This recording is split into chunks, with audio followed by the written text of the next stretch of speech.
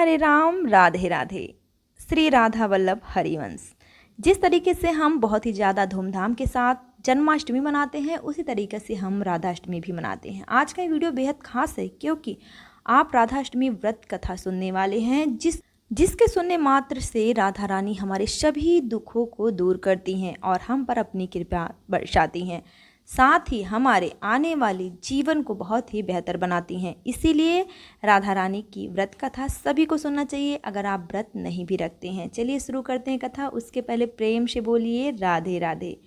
राधा माता गौलोक में श्री कृष्ण के साथ रहती थी। एक दफ़ा कृष्ण भगवान को गौलोक में राधा रानी कहीं नजर नहीं आई। कुछ देर बाद कन्हैया अपनी सखी विरजा के साथ घूमने चले गए। यह बात राधा रानी को मालूम हुई तो उन्हें बहुत ही गुस्सा आया। वो सीधे कन्हैया के पास पहुंची और वहां जाकर उन्होंने श्री कृष्ण को काफ़ी भला बुरा कहा। राधा रानी का यह रवैया भगवान श्री कृष्ण के प्यारे श्री दामा को बिल्कुल भी नहीं अच्छा लगा।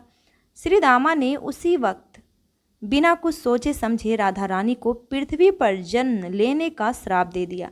राधा को इतने गुस्से में देखकर भगवान कृष्ण की सखी बिरजा भी नदी के रूप में वहां से चली गई।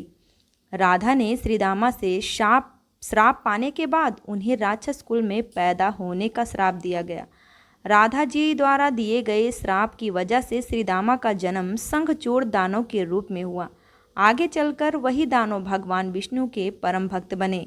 दूसरी तरफ राधा रानी ने पृथ्वी पर वृषभानु के घर पुत्री के रूप में जन्म लिया। राधा रानी का जन्म वृषभानु के घर में तो हुआ, लेकिन उनकी पत्नी देवी कृति के गर्भ से नहीं। दरअसल जिस समय राधा मैया और श्री दामा ने एक दूसरे को श्राप दिया था, तभी भगवान श्री कृष्ण ने कहा था कि राधा, आपको वृषभानु जी और देवी कृति की पुत्री बनकर पृथ्वी पर रहना होगा। मनुष्य के अवतार में आपका एक वैश्य से विवाह होगा, जो मेरे अंश अवतारों में से ही एक होगा। इस तरह आप पृथ्वी पर भी मेरी ही बनकर रहेंगी, परंतु हम दोनों को बिछड़ने का दुख सहना होगा। इसके बाद भगवान कृष्ण ने राधा जी को मनुष्य योनि के रूप में जन्म लेने की तैयारी करने के लिए कहा।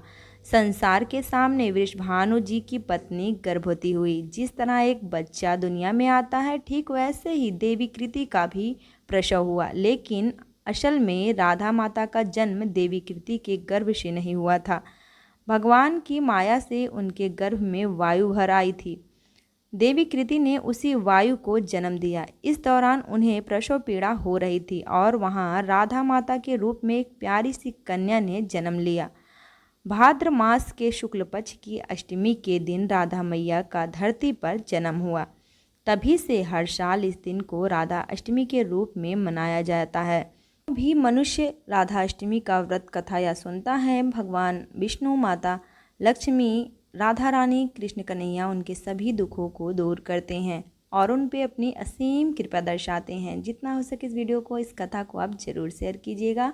मिलेंगे फिर नेक्स्ट वीडियो में, तब तक के लिए राधे राधे।